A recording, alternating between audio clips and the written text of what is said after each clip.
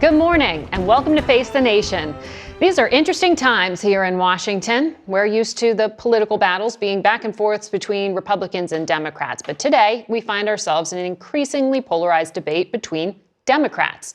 The factions within the party, the progressives or liberals, and the moderates. We asked some of the key moderates on both sides of Congress to join us this morning, and they didn't take us up on our invitation. But we do begin today with a key progressive, New York Representative Alexandria Ocasio-Cortez. Congresswoman, it is great to have you here in studio. Great to be here. Thank you. So you have this standoff right now. How real is the risk that the Democrats end up with nothing? I know that, I believe that the entire party is committed in delivering for this country. And I know that our caucus, the House Democratic Caucus, is entirely focused on delivering for this country. But I think the question that we're having right now, and the reason why we are having this discussion right now, is because we don't want to leave communities behind. And all too often, DC politics, when we have to make a compromise, the folks that get compromised are lower income, working class families, it's healthcare, it's relief, it's communities of color. And we want to make sure that we're fighting for all of us, not just some of us. Which is why you're using your leverage right now to hold up the other $1 trillion infrastructure bill. But the head of your caucus, the Progressive Caucus, was on another network this morning, and Representative Jayapal said $1.5 trillion is just too small. That's the number that Senate moderates, Joe Manchin in particular, want to get down to. President Biden, according to our reporting from Ed O'Keefe, our correspondent, says you're going to have to settle for about $2 trillion. Is that an acceptable ceiling for you? So here's where I think the problem is that when we talk about top line numbers, there's a lot that is hidden in that discussion. And so the reason why this conversation shouldn't be about numbers, but it should be about what substantive programs are willing to be excluded, or that's coming from the White House. Yeah, but the White House isn't making the demands to exclude universal child care or universal pre-K.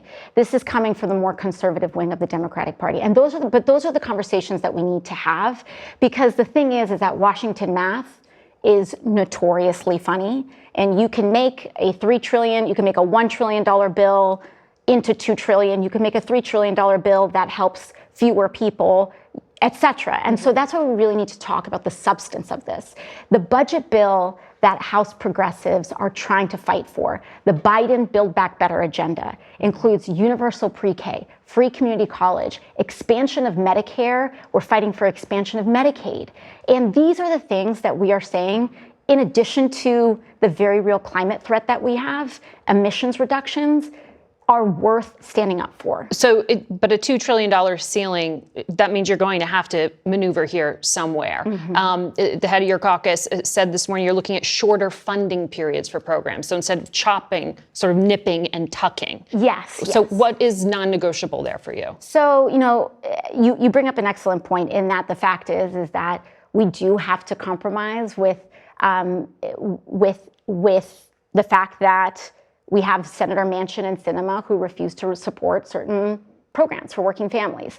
And so the compromises and the options that we have before us is, do we shorten our funding programs? Do you reduce the level of funding? Do you cut programs out together?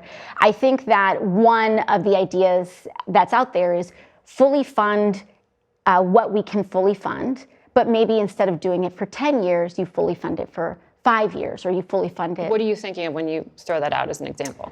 So I think, I think there's so many different programs in the budget bill. First of all, I think it's unfortunate that we have to, even as Democrats, have a discussion about not having a child tax credit. I think it's unfortunate that we have to compromise with ourselves for an ambitious agenda for working people. I believe that free community college should be a standard. We should have K through 14.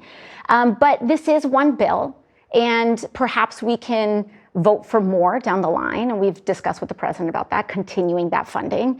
But there's a wide variety of those programs, and I would encourage folks in their community to also reach out to their elected officials to let them know what programs they want to make sure are kept. But I think there are some things that are that are very, very important to us. For you, what is non-negotiable?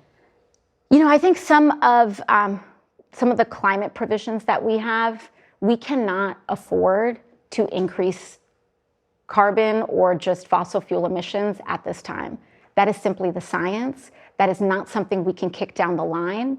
Right now, both the IPCC report saying that this is code red for humanity, as well as recent reporting saying that if you're under 40, like myself, like millions of Americans, you will be seeing a catastrophic increase in the You're amount. going to run right into Senator Joe Manchin on those issues, though. You know that. Yes, and I think Senator Manchin's going to run into the science as well. So what do you think that means? And he also has said for him, this bill will be dead on arrival if it does not include the Hyde Amendment, which would ban federal funding for abortion. So I think what we're seeing here is a dynamic where progressives are trying to skin this cat 9 different ways, but moderates are not really coming to the table. I don't even want to call them moderates because there's a lot of moderates in the party that don't like being associated with some of this hardline tactics. It's a very tiny cadre of conservative Democrats. But I mean, this is the issue: is that we're saying, okay, we're going down from $6 trillion to $3 trillion. Now it's $1 trillion, and we have some of these conservatives that say, well, our line is 0, and you're lucky if you get 1.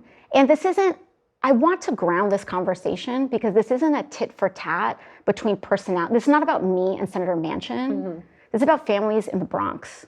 This is about people who need to take a bus to drop their kid off at school, and they're not going to be able to go back to work because they don't have childcare to go back to work. But it is a question about the vision for the Democratic Party. And last year, you were very, very frank during the presidential race. You said in any other country, Joe Biden and I would not even be in the same party.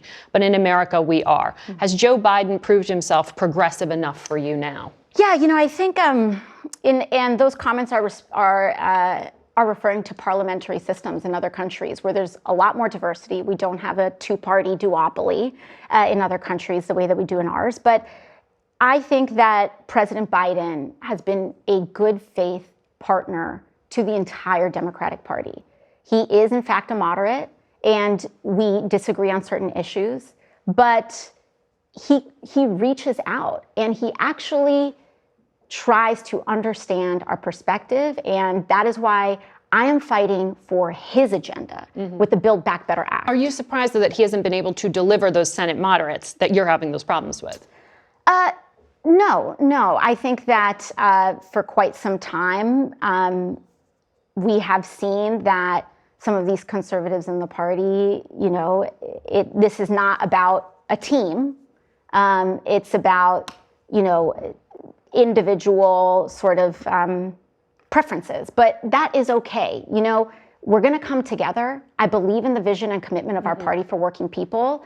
And the thing is that we have to respect all families and all voters. Well, lastly, just, these moderates in the House as well, not just Senator Manchin, would say you're not playing for the team when you hold one bill hostage, as they would say, for the other, and put a bill that has roads and bridges and jobs potentially at risk. Well, the agreement several months ago to even proceed on that one bipartisan bill was that it was tied with our larger Build Back Better agenda. And the reason when some folks say, well, why can't you just pass this and we'll see everything else later? First of all, we do not, both of these bills need to pass. Both will not pass if people try to separate them. If we try to diverge from that agreement that was settled several months ago. We can't simply invent new terms midstream and then expect everyone else those initial terms to hold. I'm willing to hold up my end of the bargain by sticking to both, and we need to expect all of our lawmakers who are part of that deal to stick to that bargain. Congresswoman, thanks for coming in today. Thank you so much.